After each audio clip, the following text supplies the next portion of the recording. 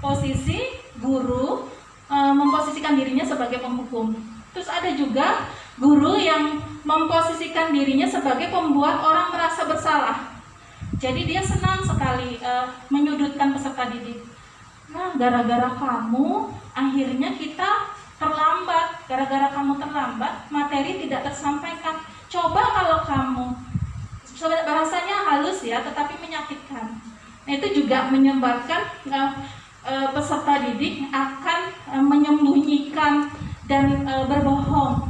Hasil yang didapatkan, peserta didik akan merasa bersalah, akan menyalahkan dirinya, sehingga karakternya dia akan menjadi karakter orang yang tertutup karena dia merasa membuat kesalahan. Kemudian yang berikutnya, posisi sebagai teman. Guru ada yang memposisikan dirinya sebagai teman, jadi seolah-olah berinteraksinya seperti teman. Kita mengerjakan ini, ibu senang loh kalau kamu begini. Berarti kan kayak berteman aja ya. Kalau seperti itu, jadi guru meletakkan murid itu sebagai teman, sebagai orang yang sangat penting dan berkualitas. Nah, kalau seperti itu, nanti karakter peserta didik dia akan menjadi lemah dan tidak mandiri. Dia akan selalu tergantung dengan kita. Nah, kemudian posisi yang berikutnya sebagai pemantau. Jadi kesepakatan dibuat bersama, tetapi guru hanya menghitung dan mengukur. Contoh, sudah ada nih peraturan, sudah dibikin peraturan di kelas. Guru menanya, apa peraturannya? Nah, jadi memantau.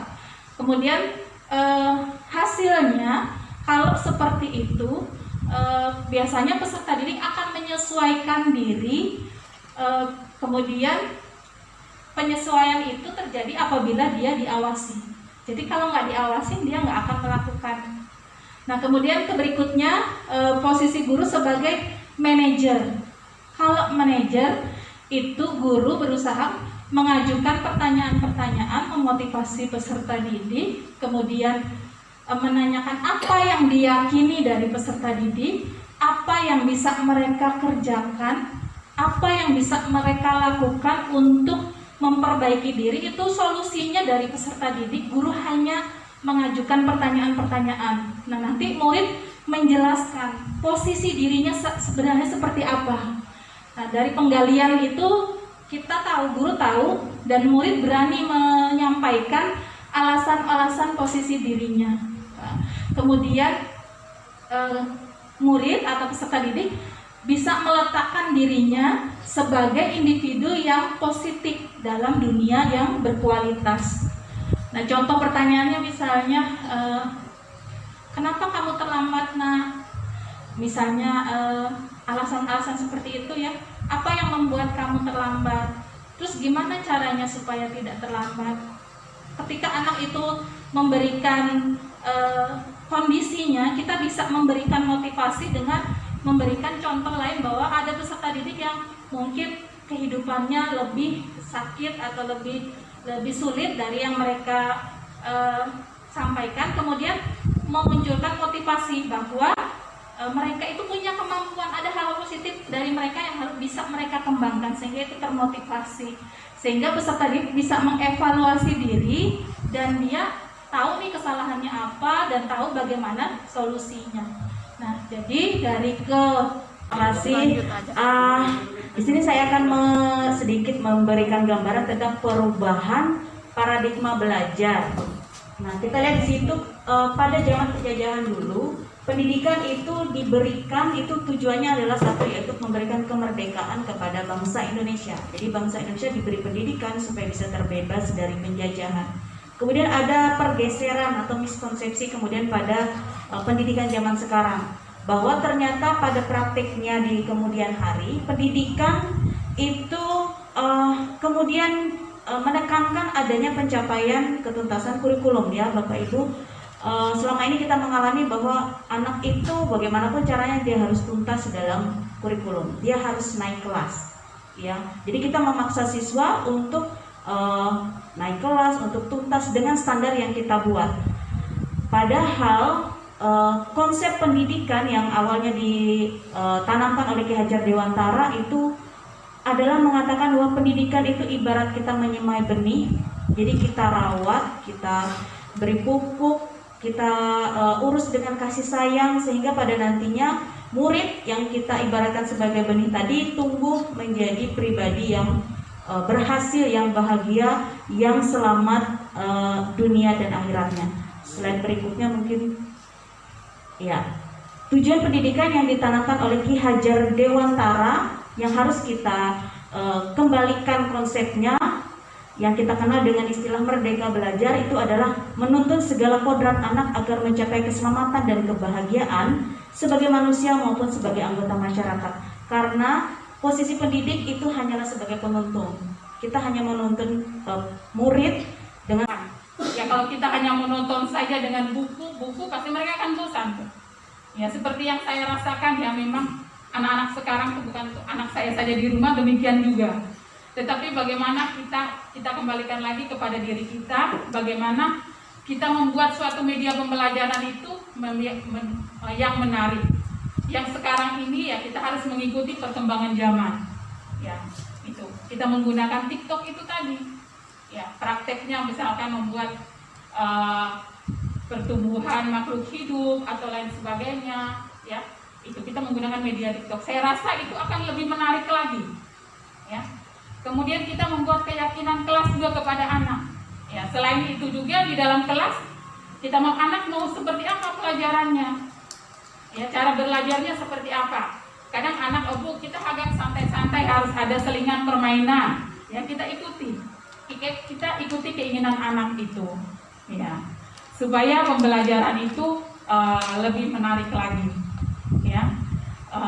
Jadi kita memang dalam pendidikan Ki Hajar Dewantara ini, guru itu menghamba pada murid.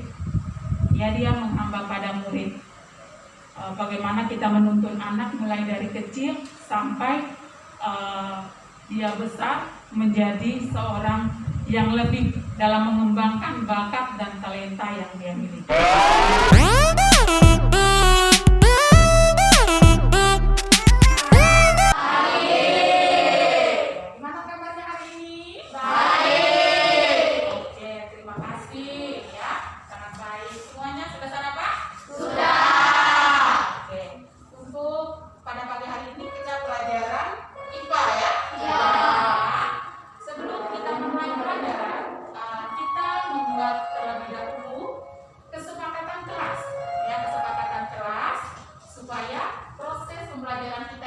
Berjalan dengan baik dari awal sampai dengan akhirnya nanti, ya. Di mana di situ sudah ada kertas berwarna, ya, kertas berwarna yang sudah dibagikan sama kalian. Silakan kalian menulis kesepakatan kelas kita, ya, kesepakatan kelas untuk kelas 7 ya. Silakan menulis di kertas berwarna tersebut.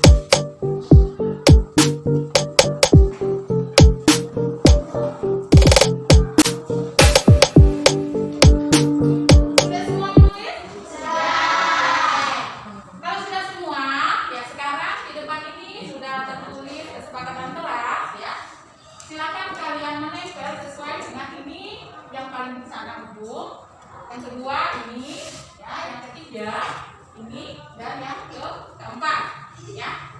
Ibu persilakan untuk menempel ke depan mulai dari posisi urutan pertama.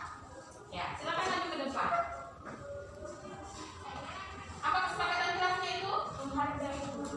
Iya, silakan ditempel. Ya, dari dulu dan oke. Selanjutnya. Apa kesepakatan kelasnya? Bila guru menerapkan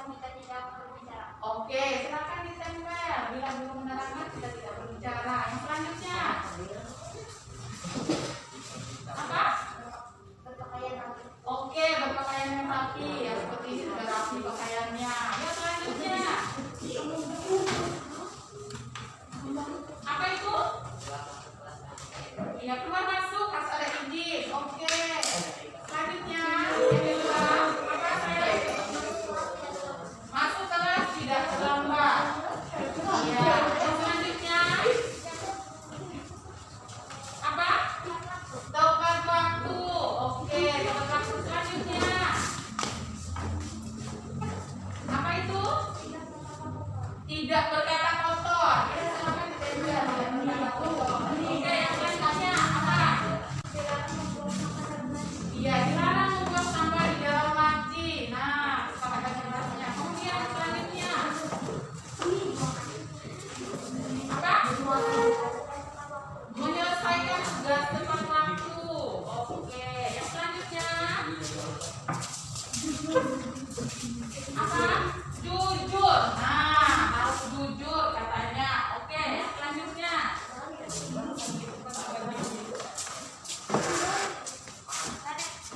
apa? Mengakui kesalahan. Oke, mengakui kesalahan. Berikutnya yang paling ujung apa? Tidak mengejek teman. Tidak boleh mengejek teman. Ya, selanjutnya apa? Memungut sampah walau bukan milik kita. Ya, selanjutnya kakak.